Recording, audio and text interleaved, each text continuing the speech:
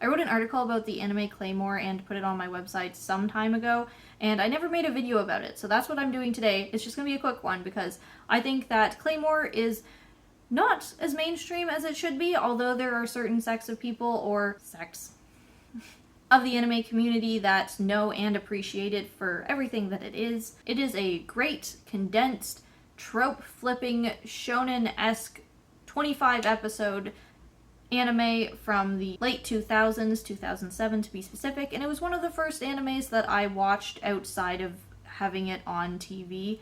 It was one that I went out, found, and I just ate the whole thing up. And it was amazing. And I recently rewatched it, and my appreciation for it has been renewed. So let me tell you everything great about Claymore and why you should watch it. So Claymore follows the protagonist named Claire, the lowest ranked fighter in the organization, a group that sees to the killing of human-eating monsters that are called Yoma. Claymore, as the being called Claymore in the anime Claymore, working for the organization, are half Yoma themselves and face a constant battle to maintain their humanity, as they work fighting Yoma pushes them to their limits. Claymore does so many things right that other animes of the time did very wrong. Without further ado, here are some of the amazing things. The first being female characters, because 1, the vast majority of the cast in Claymore are women, and 2, none of them are weak female characters. And I'm talking about weak in both regards.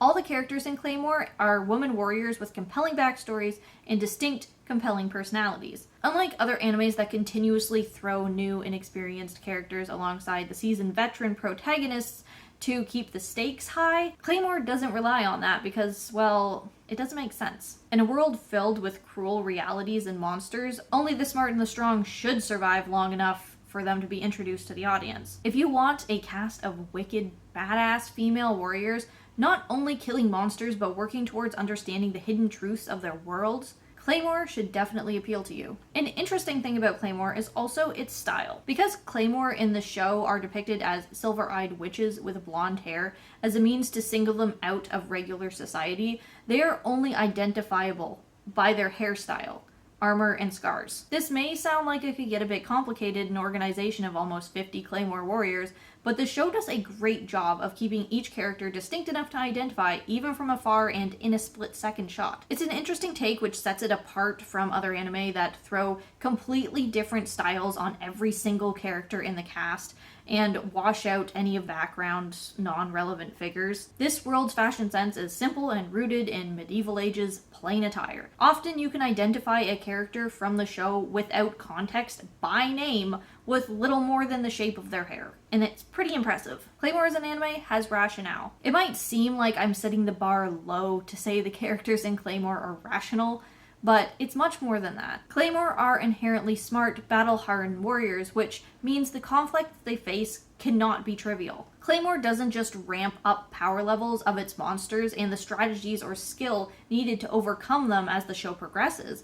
It also manages to raise the stakes with psychological struggles. For a world that seems simple, half monsters killing real monsters, Claymore manages to add extra layers of mystery and intrigue. What is the organization, and where did Yoma come from? There's a lot going on under the surface the main characters of the story don't even know. Another thing that Claymore does that other animes tend to get a bit, too generous with, is upgrades, but with Claymore, there's consequences. Where some shonen shows cater to protagonists able to just eternally power up through force of will, Claymore avoids that easy out. Claymore also delves into deeper territory by placing one's humanity as the ultimate necessity, even over survival. There are genuine consequences to every character's actions in their pursuit of power, and it doesn't undermine the rest of the character's usefulness by making the protagonist all-powerful for no specified reason, besides chance. Mind you, a lot of the fight scenes definitely go over the top, but there are consequences to every action and conflict faced. One thing that really drew Claymore to me when I was younger was the gore.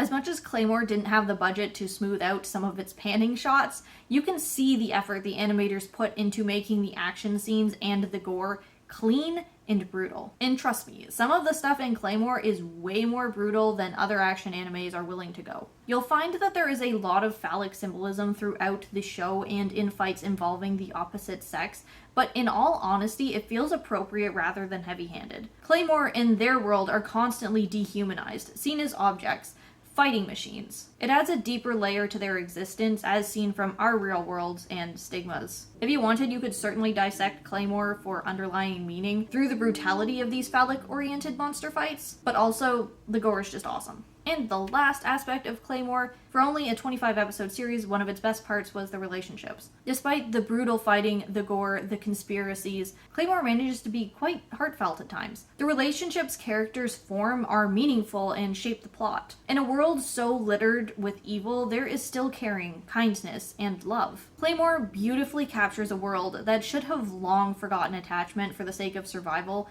and how necessary attachment is to survival. In conclusion, definitely give Claymore a watch. It is, to this day, a cut above other animes of its genre. It gets a solid 4.5 out of 5 stars for me. The only thing holding it back is the excessive flashbacks at the end of the series. Flashbacks in Claymore are handled tactfully and infrequently throughout the first 20-something episodes until the last final few. The show aired weekly and they had to keep viewers fresh to the content, so I understand why the flashbacks were so many and heavy-handed right at the end, but it also detracted from the experience of anyone watching the episodes in one full dose and as its mini arcs were originally kind of designed. So that's the end of the video. If you enjoy my content, please like and subscribe. If you want to support me and my content, I have a link in the description below. As always, thank you so much for watching, and I will see you in the next video. Bye!